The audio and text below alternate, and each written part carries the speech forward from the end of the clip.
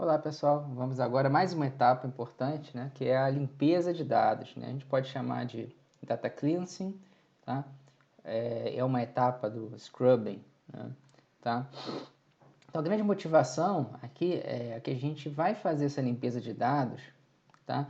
Para fazer uma exploração, né, com o objetivo depois de fazer uma interpretação dos dados, uma visualização dos dados de acordo com o nosso problema e também, se quisermos, a partir desses dados, construirmos um modelo preditivo para resolver uma tarefa. Tá?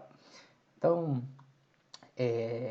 colocando no nosso conjunto de etapas, onde estamos? Estamos aqui nessa segunda caixa, né, de dados, passamos pela aquisição de dados, aqui o collection, né, agora estamos no cleaning, tá, na limpeza de dados.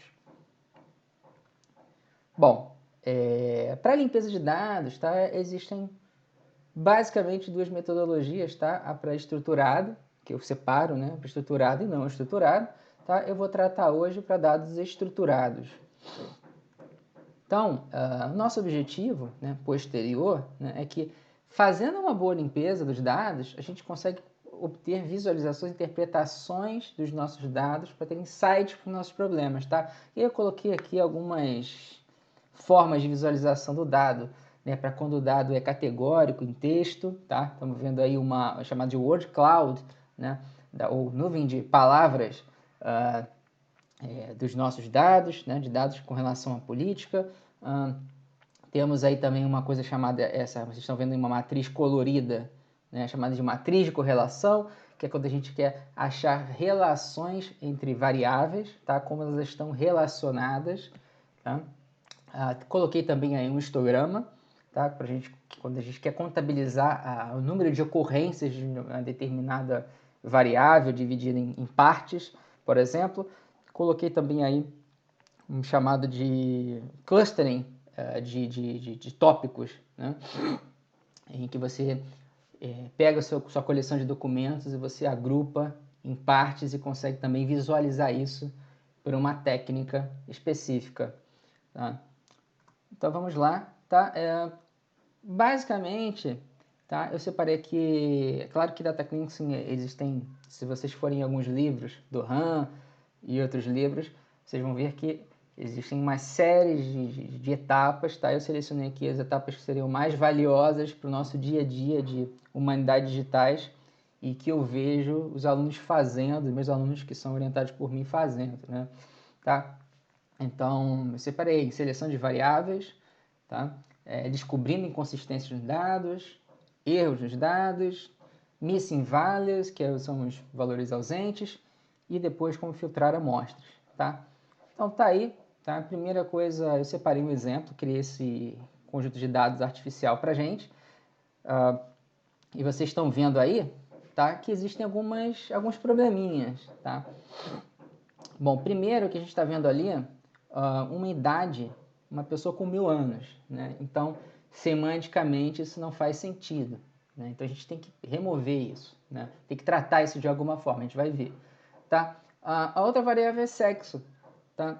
No sexo, a gente tem masculino em minúsculo, tem o masculino em maiúsculo, tem o male, né, escrito por extenso, a gente tem o feminino também minúsculo e maiúsculo, e a gente tem o nan, que é o valor ausente.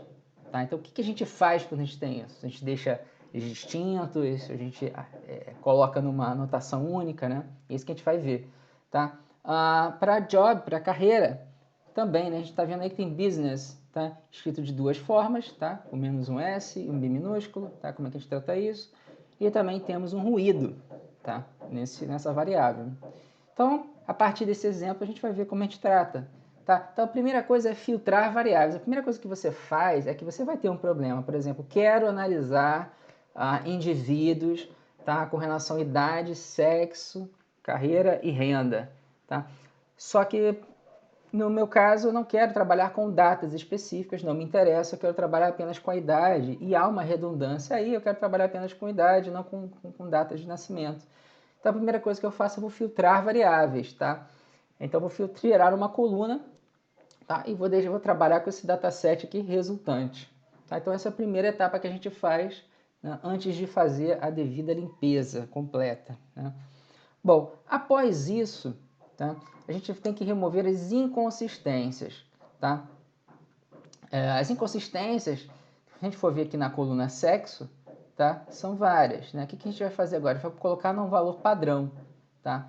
Então aqui, ó, a gente vai fazer a transformação de M minúsculo para M maiúsculo, male vai passar a ser M maiúsculo, tá? O F minúsculo passa a ser o F maiúsculo, a gente faz essa transformação aqui, a gente continua com NaN, tá? A mesma coisa aqui para business, a gente coloca num padrão, tá? Então, é dessa forma que a gente remove a inconsistência, tá? Removendo erros, tá? Então, os erros têm a ver com a semântica do que a gente quer, tá? Então, para a idade, aí a gente tem dois casos, tá? Idade de 1000 anos, a gente tem ali um exemplo que um indivíduo com 1000 anos que não tem sexo preenchido nem carreira e tem um income, né? Só que se a gente só tem uma informação para esse indivíduo, então assim, ele passa a ser inútil para a gente. Então vale mais a pena a gente remover do conjunto de dados, tá? Então esse é o primeiro tratamento, tá? O segundo tratamento, na linha 8, é um exemplo em que ele é informativo, tem bastante informação, só que, porém ele tem um valor errôneo, tá? O que a gente faz? Se a gente não consegue fazer uma inferência sobre esse atributo, tá? A gente simplesmente taca ali NaN, né? Nulo, tá? Então é assim que a gente fica com o nosso conjunto de dados derivado. Bom, para os missing values, né? Agora que a gente tem dois, aí a gente tem algumas opções. A gente pode mantê-los, tá? Deixa aí opcional, tá? Ou a gente pode tratá-los para uma nomenclatura de acordo com a variável. Então muitas vezes quando eu quero fazer uma visualização, eu resolvo tratar assim, tá? Então sexo, eu coloco um A, por exemplo, de ausente. Job aí eu coloquei como não informado, porque depois que eu for fazer as visualizações, os gráficos, eles vão aparecer para mim nos gráficos, tá? Ah, professor, mas e se eu tiver muitos nãs, né? A tabela for esparsa, aí realmente não vale a pena fazer isso, você deixa com os nãs, tá? Ah, professor, e o atributo numérico, tá? Também, se tiver muitos nãs e se eu trocar o nã por zero, tá? Essa etapa do atributo numérico é bom a gente deixar para depois, tá? Para um modelo preditivo ou coisa desse tipo, tá? Porque ele pode impactar numa média, numa padronização dos dados. Tá? Bom, a próxima etapa, que também depende do problema, é a remoção de duplicatas. Tá? Vai depender do que você quer. Por exemplo, se você quer fazer uma contabilização na sua visualização de ocorrências de determinados indivíduos com determinadas características, tá? Talvez valha a pena você manter as duplicatas. Tá? Agora, se você vai visualizar esses dados, né, vai mandar esses dados para o modelo preditivo, já é interessante você remover essas duplicatas, tá? Então, essa etapa você pode até tratar diferente, tanto para visualização quanto para predição, tá? Então, tá aí, eu estou colocando exemplo aí que eu estou removendo essas duplicatas, tá? Bom, e aí, por fim, a remoção, a filtragem de exemplos, né? Então, depois que a gente tem o nosso conjunto de dados tratado, tá? A gente pode fazer uma filtragem de exemplos, tá? Então, aqui na minha regra, vamos dizer assim, a regra de negócio, no meu problema, eu tô querendo separar por idade, tá? Abaixo de 40 anos, e que a carreira não seja relacionada à comida, tá? Então, eu faço uma regra e depois faço a remoção. Essa regra, ela só é bacana você usar depois que você fez um tratamento nos seus dados, tá? E aí sim é útil, tá? Porque se você faz essa regra antes de fazer o tratamento, pode ser que uma das suas regras não pegue o que não foi tratado, tá? Bom, nossa base final está aí, tá? Eu coloquei a original, a gente tinha com erros, e agora tem a nossa base final tratada, bem limpa, tá? Coloco aqui algumas ferramentas para vocês, tá? E aí existem duas formas de você fazer isso, tá? A primeira forma é um pouco mais trabalhosa, mas você tem mais flexibilidade, que é você usar o Python e Pandas, tá? Usando como Python como referência, tá? Você poderia até usar outras linguagens, como R, Julia e outras, né? Tá? Java, mas você pode usar o Python e Pandas, tá? Coloquei aqui o link do Pandas, é um livro gratuito, tá? Lá no site do Pandas, né? Python para Data Analysis, tá? E existem alguns softwares livres que já fazem isso para você, tá? OpenRefine, Data Cleaner, tá? Existem alguns outros, tá? Alguns de cloud também, que eles fazem isso para você, tá? Então, é isso, muito obrigado e até a próxima.